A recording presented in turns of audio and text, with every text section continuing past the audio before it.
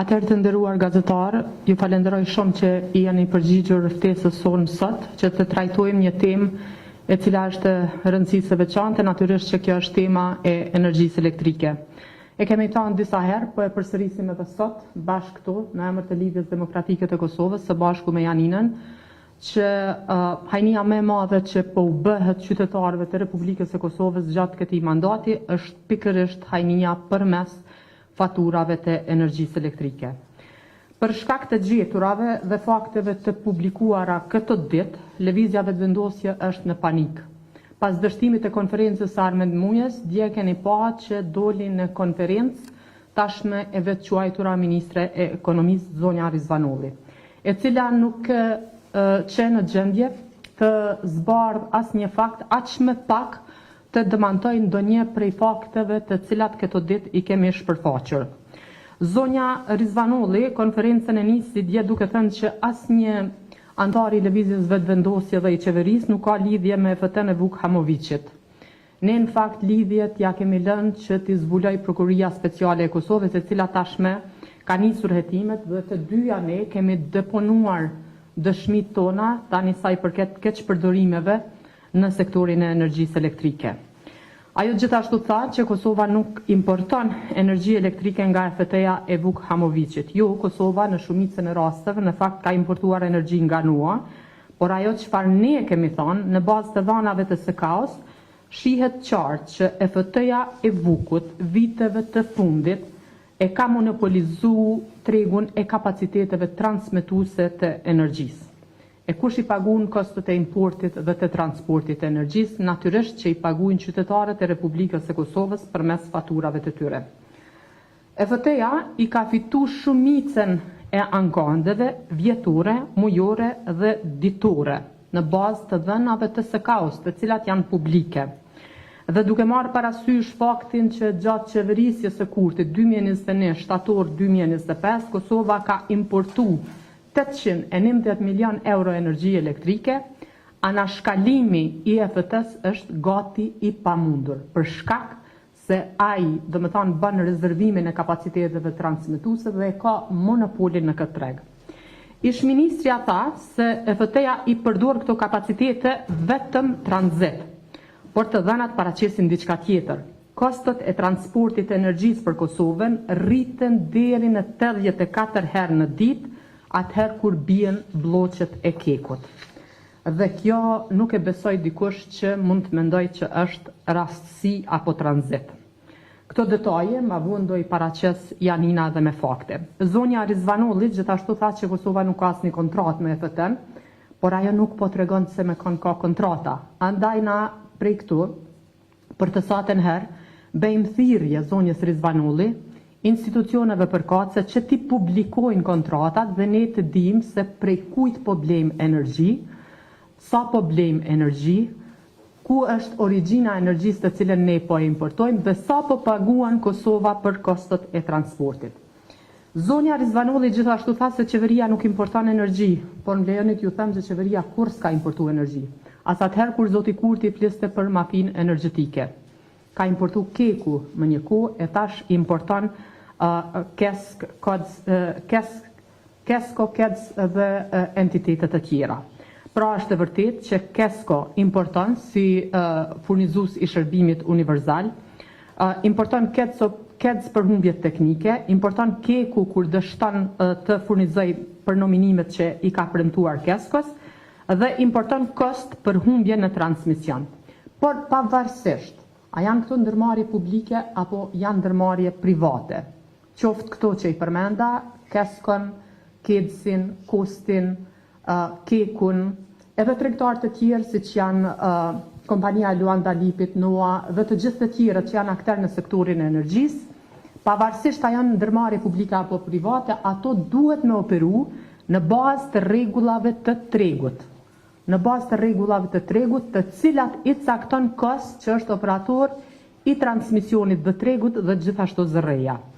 Ajo çfarë ne kemi pa viteve të fundit është që këto rregulla nuk janë respektuar, dhe më thonë ka pasur abuzim të rregullave të tregut. Për shembull, ka evidenca që Kesko ka ble energji nga NOA përmes kontratave bilaterale duke e shkelur kështu rregulloren për tregtim të energjisë së kustit, e cila kërkon që energjia të blihet ose në ankande, ku është tepër transparente, ose përmes bursës së HUPEX-it. Por ja që kjo nuk ka ndodhur që KESCO të blej energji nga NOA me kontrata bilaterale, që ne dyshojmë që çmimet janë më të larta se sa ato në bursë, qoftë në Alpex, në HUPEX, apo edhe përmes ankandeve.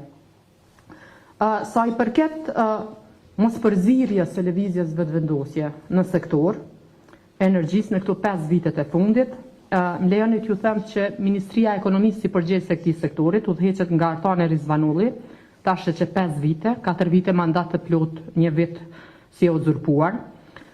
Gjithashtu zërreja dhe kosti udhëheqen nga njerëz të cilët janë delegu me vota të lëvizjes vetëvendosje në këto institucione dhe pavarësisht që sipas ligjit janë institucione që duhet me i raportu kuvendit, ata kanë refuzuar, ju dini, na kemi ftuar një takim në kuvend në mandatin e kaluar dhe ata nuk kanë ardhur, por paraqiten në qeveri sa herë që ju kërkohet. Gjithashtu ne e dim për aferat e zotit Martin Berishaj, mënyra se si është pajisur me pasaportë në shtetësi brenda 24 ore, do më thonë roli i tij si agent i genit. E dim gjithashtu aferën e zotit Nagib Krasniqi si kryesuesi i Komitetit të Energjisë në lëvizjen vetëvendosje, i cili mandej u bë drejtor menaxhues i Kekut dhe tash e kemi me akt akuzë të konfirmuar. Dim që të dy janë marrë në mbrojtje prej Albin Kurtit deri të personi në rangun më të ulët në lëvizjen vetëvendosje dhe gjithashtu dim dhe janë publike, do më thonë grupet dhe bisedat në grupin e WhatsAppit për dhënien e të nderve kompanive të cilat kur ishin e garë shpalleshin të papërgjeshme, po ma vonë me negocim u epeshin kontrata, sepse më lejoni t'ju them, të nderuar gazetar, që importi i energjisë elektrike është ngushtë i lidhur me kapacitetet gjeneruese të Kekut.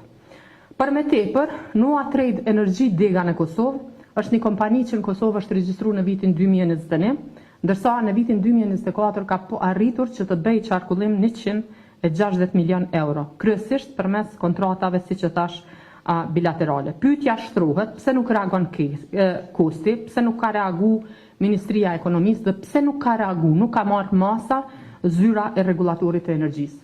Na i kemi pa, për shembull, kanë qenë gjithashtu publike ndërhyrjet e Ministres së Ekonomisë, kabinetit të saj, për një projekt tjetër të energjisë të kosti përmes shefës së kabinetit të saj. Mirë, por në këtë rast ajo nuk ka reaguar. Dhe dje tha se qeveria nuk është përgjegjëse. Kush është përgjegjëse? Është kuvendi? A i kishin këta 51% gjithashtu edhe në kuvend? Cilat janë masat të cilat i kanë ndërmarrë? Asnjë. Qytetarët e dinë që Kurti ka ardhur me premtimin me liru çmimin e energjisë elektrike dhe me gojen plot që ka me luftu mafinë energjetike. Po e nis nga kjo e fundit. Gjatë qeverisjes së Albin Kurtit ka ndodhur që Contour Global, do më thonë investitori për termocentral, është tërhequr, është refuzu projekti për gazin amerikan, nuk është shtu asnjë megavat i energjisë së ripërtritshme. Krejt tentativat dhe projektet e Ministrisë së Ekonomisë për energji të ripërtritshme ende janë në fazën e procedurave. Kompania NOA, siç e tham, një kompani e regjistruar me Dega në Kosovë në vitin 2021, arrin me u bë kompania e 8 më e madhe në Kosovë në vitin 2024. Gjithashtu në vitin 2024 ka ndodhur që Kosova ka pagu deri në 800 euro për transportin e 1 megavati orë të energjisë elektrike. Sipas të dhënave të doganës, derisa në prej vitit 2015 deri në vitin 2020 Kosova ka importuar 273 milion euro energji elektrike, me ardhen e Kurtit në pushtet, për 5 vite, do më thonë nga 2021 deri në shtator të vitit 2025, Kosova importon 811 milion energji elektrike. Tani më thuni ju mu, është kjo luftë kundër mafisë energjetike, apo janë politika të cilat e kanë trash dhe e kanë ushqy mafinë energjetike. Unë besoj që kjo e fundit është ma evidente. Sa i përket premtimit se çmimi i energjisë do të ulet, se thoshte që po flem mbi gjithë këtë energji, gjatë qeverisjes Kurtit, çmimi i energjisë është rrit 3 herë. Qytetarët janë dëshmitar se cili prej tyre sot faturën e ka 2 herë, së paku 2 herë më të lartë se sa e ka pasur në vitin 2021. Gjithashtu, gjatë këtij viti ka ndodhur që numri më i madh i ndërmarrjeve vendore, të gjitha ato që kanë pasur punëtor mbi 50 punëtor ose qarkullim mbi 50 milion euro, janë përjashtu prej shërbimit universal të furnizimit me energji elektrike. Aty në është thënë që ju ma nuk muni me ble energjin që e prodhon KEK dhe ja shet Keskos me 29,60 euro, por duheni me ble nga kompania e Luanda Lipit dhe të tjerëve, me ble me çmim 300% ma të shtrejt. Do më thonë, kjo është premtimi sa i përket lirimit energjisë elektrike dhe përket fundit ju e dinit që ka edhe një vendim të gjykatës supreme, i cili nuk po zbatohet edhe sot e kësaj dite, për cilin Artane Rizvanolli nuk e tha dje as edhe një fjalë. Të nderuar qytetar të vendit, 811 milion euro import e energjisë elektrike, të cilat kanë majur gjepat e tregtarëve të energjisë, janë para të cilat janë paguar nga gjepat e secilit qytetar përmes faturave të energjisë elektrike. Andaj ne po kërkojmë që për hir të transparencës dhe njëherë të publikohen kontratat, po kërkojmë që me datën 28 dhjetor njerëzit që kanë qenë përgjegjës për sektorin me të vërtet të mbahen përgjegjës. Qytetarët nuk duhet të harrojnë se me çfarë premtimeve ka ardhur kjo qeveri dhe çka ka bën më pas gjatë qeverisjes 5 vjeçare. Të gjitha këto janë të faktuara dhe ne nuk kemi nevojë ta bindim askënd sepse këtë po e paguajnë qytetarët e Republikës së Kosovës. Ndërsa sa ju përket aspekteve teknike, furnizimit me energji elektrike importit nga cilat vende dhe manipulimit me dhana që po bajnë qoftë Armend Muja, qoftë zonja Rizvanolli, unë tani fjalën ja kaloj inxhinierës sonë Janina Ymeri, e cila do i paraqes këtu. Faleminderit. Faleminderit shumë, përshëndetje. Faleminderit për kohën. Fillimisht ju kisha njoftu që kapacitetet transmetuese dhe çmimet e larta aty në tashmë kanë vëmendje ndërkombëtare, pra nuk po flasim për një rast që mund të manipulohet apo të gatuhet me grafika nga partia. Ky rast ka shkuar edhe në Komunitetin e Energjisë në Vjenë edhe në zyrën e rregullatorëve në Ljubljanë, edhe tashmë hetimet janë në procedim e tutje edhe nga të konfirmuara edhe nga zyra rregullatorit të energjisë. Fillimisht me donat e doganës që janë prezantuar nga zoti Armend Muja. Shkojmë në slajdin e parë.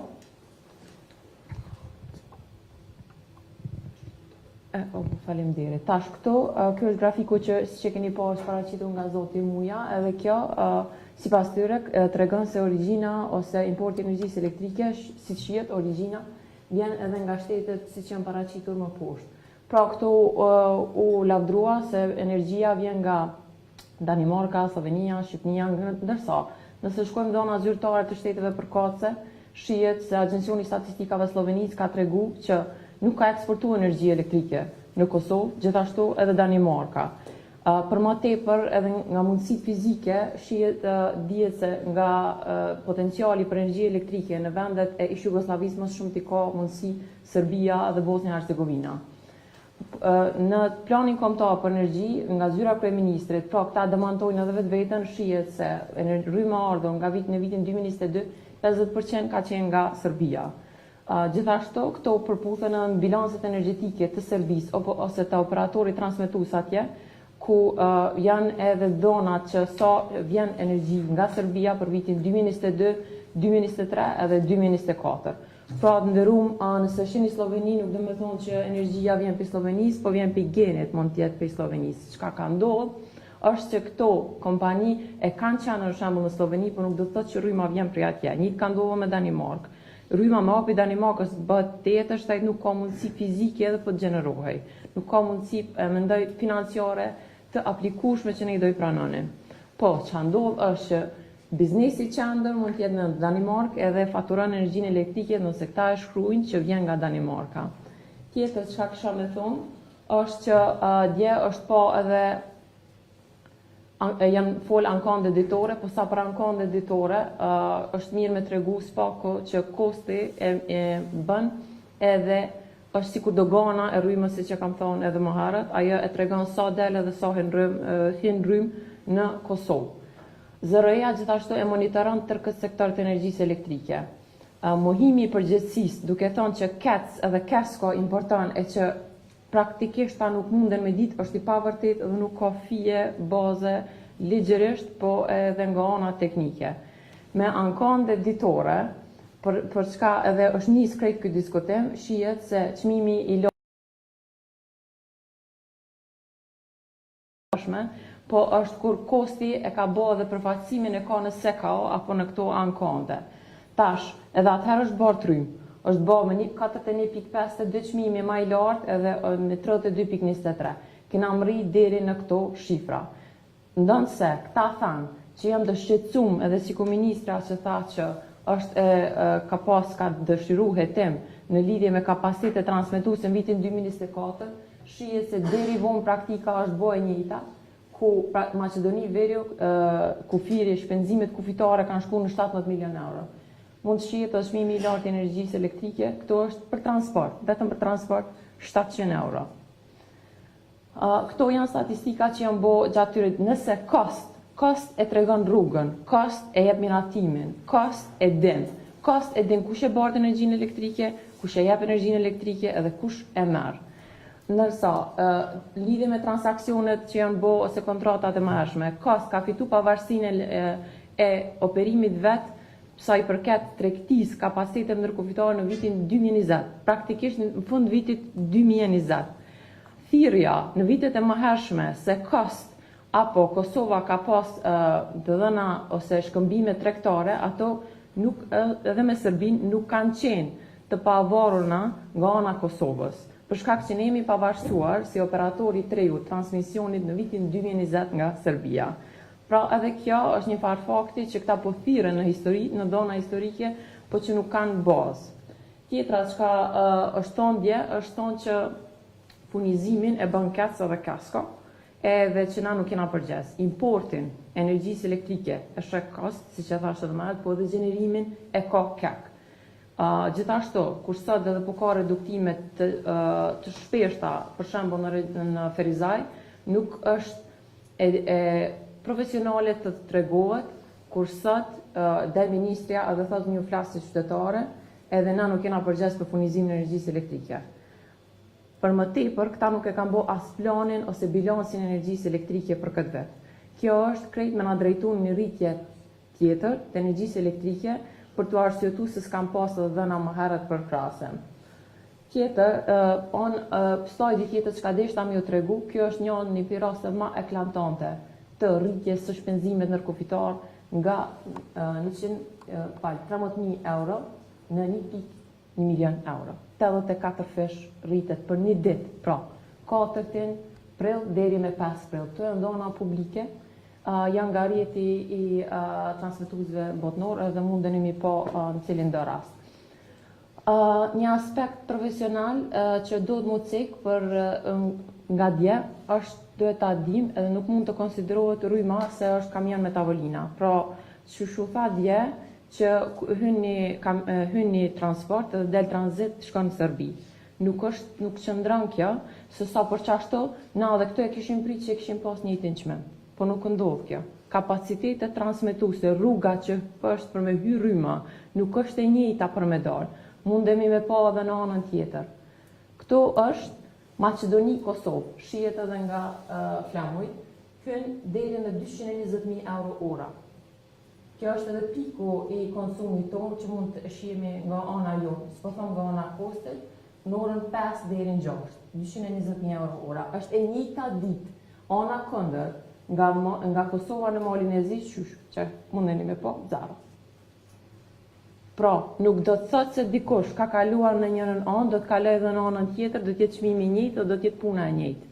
Kapacitetet ose rryma që vjen, rruga që e merr për me anë rrym, nuk do të thotë që është e njëjta. Shihet këtë, 286, 305, në anën tjetër dallojnë këto. Ora me orë dallon, dita me ditë edhe vendi me vend. Të nderuam, unë jam e lumtur që për vitin tjetër kapacitetet transmetuese ose bartjen e ka marrë edhe Kasko, i cili është furnizuesi joni. Kjo është përmirësim i operimit të sektorit elektroenergjetik. Ju bojmë thirrje gjitha bizneseve të blejnë, të shohin, të interesohen për të blerë kapacitetet transmetuese që të mos monopolizohen dhe që të mos keq përdoren. Në krejt këto ditë, po zbarë dal nga dal një strukturë e cila vjen nga nga importi prej Serbisë dhe Republika Srpska, që do të vërtetohet nga energjia nga qeveria e Kosovës. Gjithashtu Gjeni, që nuk po del se vjen rrymë nga Slovenia, po vetëm e bjen Gjeni, kjo është po edhe nga dhonat importuese. Gjeni ka qenë i lidhur si konsulent me Martin Berisha, i cili është ambasador dhe nuk shkarkohet, ndonse ka pas edhe keqpërdorime nga ana e tij ose skandali i nxjerrjes së parave cash. Gjithashtu, Vukamović edhe lidhja e tij potenciale me Noan si importuesi kryesor. Pra po flasim për Noan, gjithanë këto anë janë kompani që janë të vetme. Noa si importues, EFT që i fiton ankondet ditore, mujore, vjetore, Gjeni që ka një ambasador këto si konsulent, edhe në këtë strukturë është mbizotron heshtja e zërejs, që sot as plan nuk ka këtë ditë,